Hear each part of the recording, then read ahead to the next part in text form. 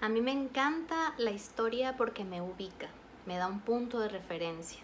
Entonces, para empezar a estudiar la astrología, lo primero que hago siempre es echar un pequeño cuento acerca de la historia de la astrología.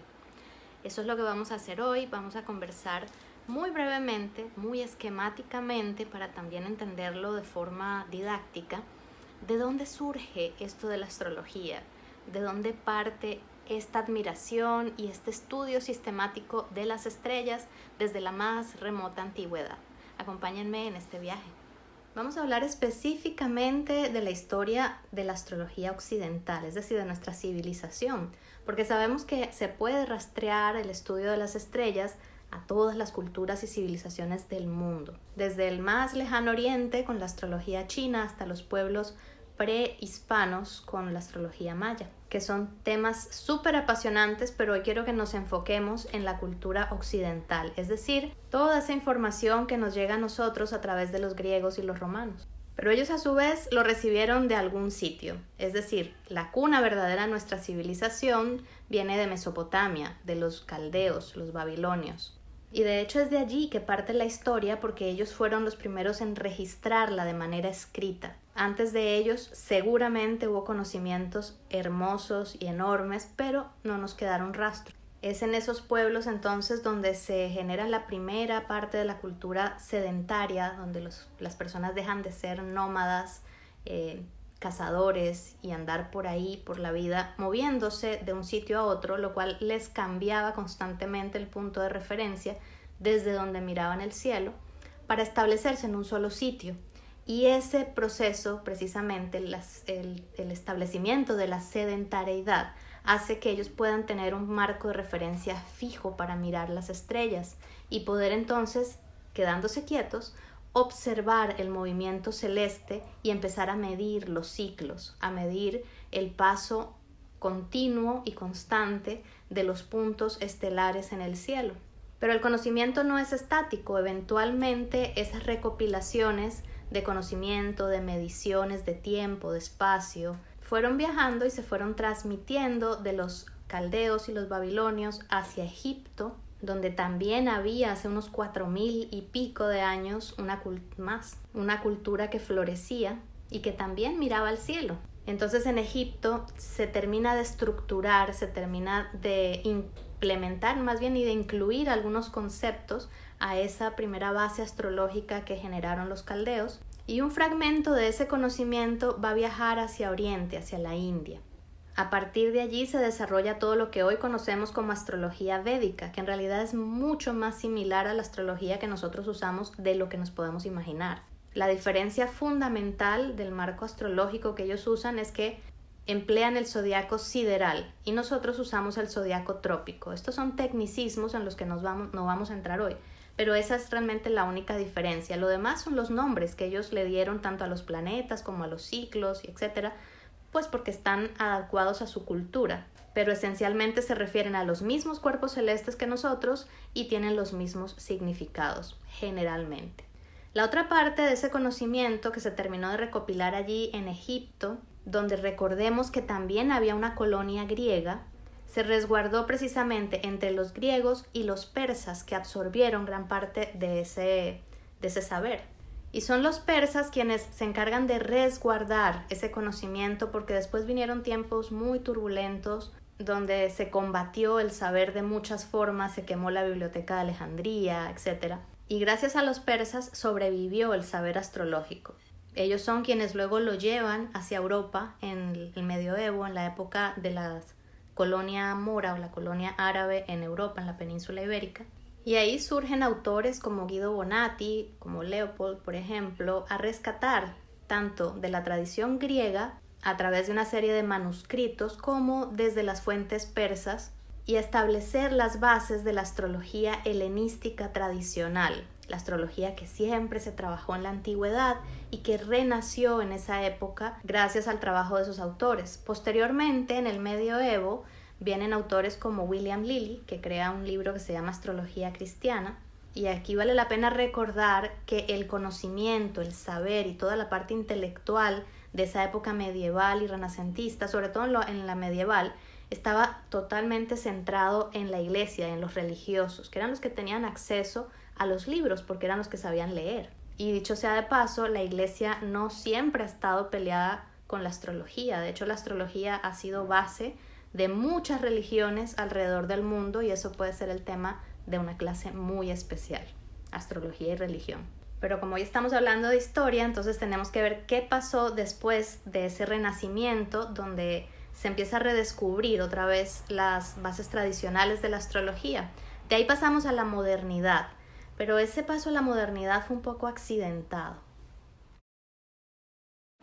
Me refiero, por supuesto, a que en ese periodo de tiempo, desde el medioevo, pasando por el Renacimiento hasta la modernidad, la astrología vivió muchos periodos, muchos procesos, algunos de crecimiento, de auge, de prestigio, incluso de reconocimiento social. Acuérdense que en todas las cortes de Europa siempre había un astrólogo. El astrólogo era una figura central en las tomas de decisiones y en el centro del poder de cualquier estado, de cualquier provincia.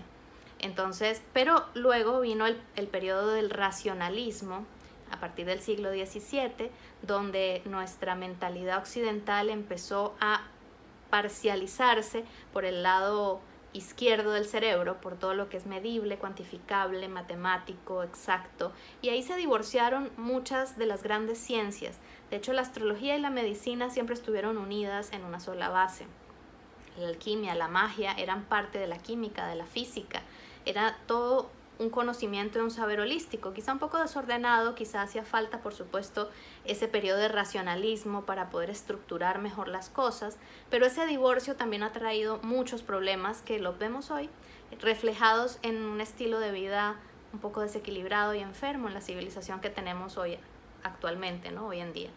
Entonces, en ese momento, pues como les digo, en ese transcurso de tiempo, a partir del siglo XVII en adelante, que ya es la modernidad de alguna forma, la astrología vivió ese desprestigio, quedó oculta en muchos casos y en muchas regiones, y a partir de ahí fue recién en finales de los 1800, principios de los 1900, o sea, del siglo XX nuevamente, cuando empieza a resurgir el saber astrológico, esencialmente a través de las sociedades secretas y de estos estudios de la teosofía, por ejemplo, Alice Bailey, y la astrología esotérica, todo el auge del esoterismo, porque empiezan a rescatar los saberes tradicionales, estos autores.